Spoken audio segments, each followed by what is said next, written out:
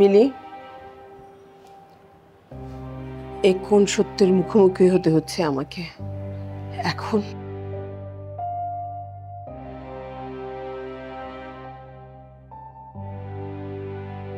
দাঁড়াও, আমার কথার উত্তর পাইনি, উত্তর দিয়ে যাও। মা, আপনি কি কোনো কারণে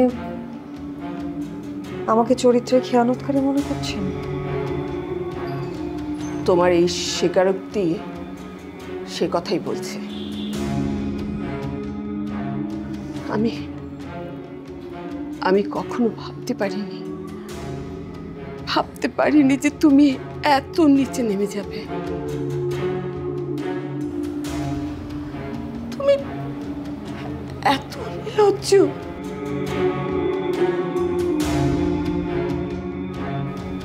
এত নির্লজ্জ তুমি।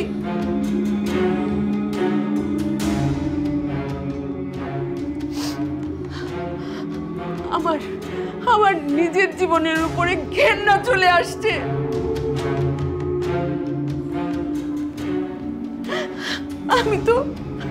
আমি তো এভাবে বাঁচতে চাইনি, আমি। আল্লাহ আমাকে কেন উপরে নিয়ে যাচ্ছে না? আমাকে কেন বাঁচিয়ে রাখছে? আমি এই জীবন চাই না।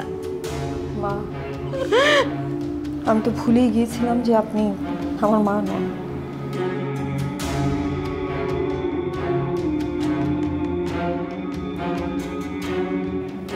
আপনি যদি আমার মা হতেন, এভাবে ছোট করে আমাকে বলতে পারতেন না।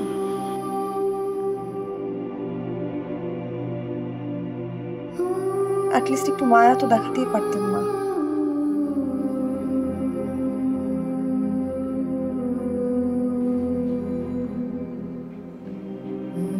কিন্তু আমি তো মা।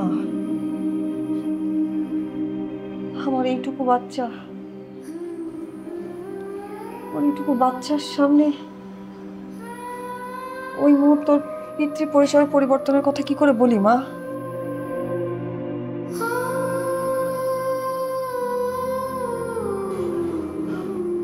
ও যখন সকালবেলা ঘুম থেকে উঠে আমার মুখের দিকে তাকিয়ে থাকলো, মা আমি না ঠিক ওই মুহূর্তে বুঝতে পারছিলাম না যে আমার কি বলা উচিত ওকে।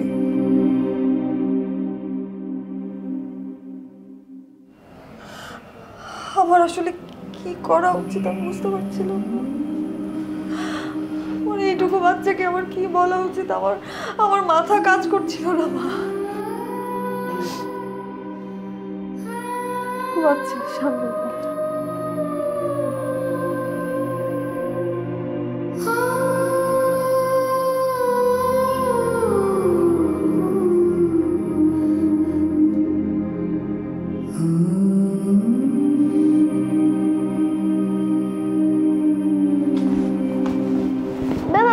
সময় গেছে, সেটা কি তোমার খেয়াল আছে?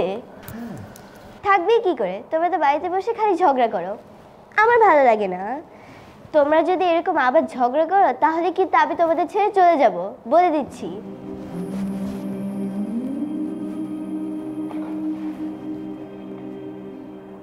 তুমি যে আমাদেরকে ছেড়ে চলে যাবে, বাবাকে ছেড়ে থাকতে পারবে?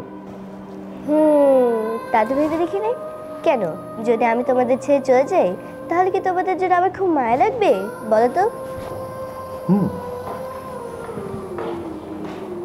মায়া তো লাগবে, খুব মায়া লাগবে, কারণ তুমি তোমার বাবাকে অনেক ভালোবাসো, আমাকে ভালোবাসো, তোমার দাদুকেও খুব ভালোবাসো, আর ভালোবাসার মানুষগুলো কাছে না থাকলে খুব কষ্ট হয়।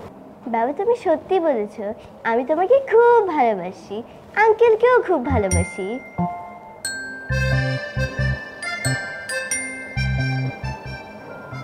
আমি তো দেখছি আমার এই ছোট্ট প্রিন্সেসটা অনেক বড় হয়ে গেছে, অনেক বিচক্ষণ বুদ্ধিমান হয়ে গেছে, অনেক সুন্দর করে কথা বলে। আরেকটা কথা বাবা, তুমি মাকে বলে দিও যে আঙ্কেলের সাথে যেন মা সুন্দরভাবে কথা বলে। আঙ্কেল খুব কষ্ট পায়, আমি বুঝতে পারি। ওকে মা, আমি অবশ্যই বলে দিব। বলে দিবা? অবশ্যই বলবো যে আঙ্কেলের সাথে দুর্ব্যবহার না করে। ওকে ওকে, চলো স্কুলে যাই। আচ্ছা।